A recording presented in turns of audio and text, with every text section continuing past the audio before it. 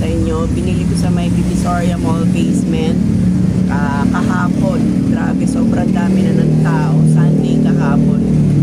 Last 2 weeks na namili kami, hindi pa ganun karaming tao. Pero kahapon, grabe. Halos nung pauwi na kami, mabilis lang din naman kami natapos dahil madaling araw nandun na kami. Grabe, ang tagal namin dun lang sa may bandang One Luna. May gitsang oras kami dun na traffic. Kasi sa dami ng taong naglalakad. I-unboxing ko lang sa inyo yung mga binili ko sa may party needs, yung mga Happy New Year banner, yung mga balloons. Ito yung resibo niyan. 3,375 pesos ang inabot niya. Papakita ko sa inyo kung ano-ano yan. Ito yung balloons. Size 12 yan. Ang isang balot niya ay 100 pieces. 150. So, 150 lang ang puhunan nyo. Bentahan ko nito is 5 pesos isa. So, 500 pesos ang labas niya pag naubos. 20. Ito naman yung size 5. Number 5. Bumili rin tayo ng shuttlecock. 220 isang ganito. Depende kasi sa klase. Ito feather siya na maganda. 1 dozen yung laman nito. Bentahan ko ito is 35 pesos isa. Itong mabili ngayon, party poppers. 150 isang ganito. 20 pieces. 1, 2, 3, 4, 5, 10. 30 pieces. Kung ibibenta mo to ng 10 piso kasi isang balot nito. Isang ganito, 10 pesos, bebenta ko siya. So, lalabas to ng 300, diba? Kalahati rin ang tulad.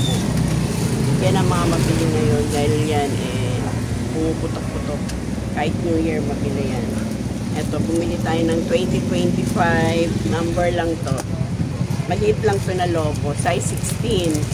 Ang punan niya is 30 pesos. Benta ko to ng 60. Kailangan pag nagpatong ako doble, 60 pesos. Gold lang yung color na nabili ko. Nagkakaubusan na. Pero next week na balik ko, dadamihan ko ulit. Kasi makakarami ang pinili ko ay mga laruan para sa inyo sa Pasko. So, next week naman mamimili ulit tayo para naman sa New Year. Kaya lang bumili na rin ako ng mga ganito para kahit paano, tulad kanina mano natin dalawa, ganito yung binili. Ang nakalimutan ko, kung ano pa yung dapat kong bilhin, yung Merry Christmas na banner, yun pa ang nakalimutan ko. Eh, yun ang hinahanap nila. Buti na convince ko sila, ito na lang binili, Happy New Year. Sets na siya. Ang punan lang nito is 80 pesos. 16 pieces, merong 24 pieces. Pero parehas lang naman yung punan. Size 16 lang din yung laki ng balloons niya. Merong Happy New Year, merong pang 2025. At meron pang isang set na malaki. Yan, marami siyang logo sa loob. Punan niya is 120. Bahala na kayo kung magkano niya yung presyohan. Pero ako baka i-presyo ako ito ng mga 200, 220, 50, gano'n. Plus, eto yung foil curtain na square. Ang punan niya is 40 pesos. Bentahan ko nito is 80, 100. Ito naman yung mga number balloon na 2025. So, dinamayan ko yung 2 dahil dalawa ang 2 sa 2025. Bumili tayo ng 100 pieces. Yung ganito is 50 pieces. Tsaka yung 0. Ang punan yan is 8 pesos isa.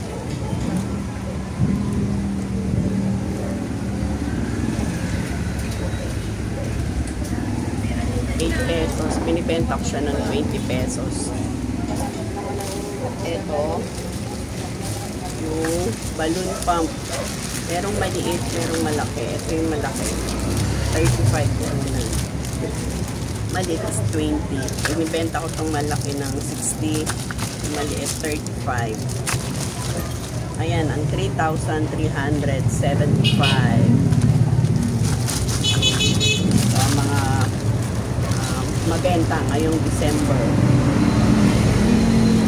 Ang pag pumili kayo sa Divisoria Mall, malapit siya sa may mga bilihan ng mga karne. Sa unahan lang siya, pagtanong niyo na lang pangalan ni Mabel. Pero nandito na rin yan sa mga vlog ko, mga past video namin.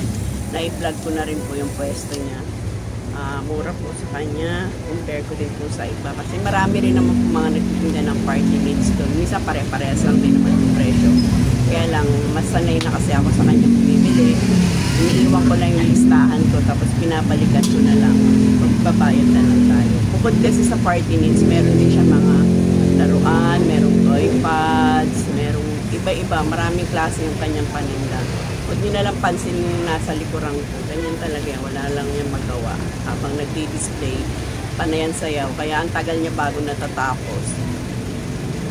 Ayun. Naparinig ko talaga yan, guys.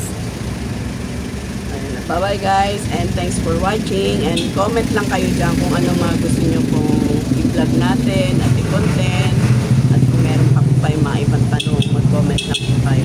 Bye-bye!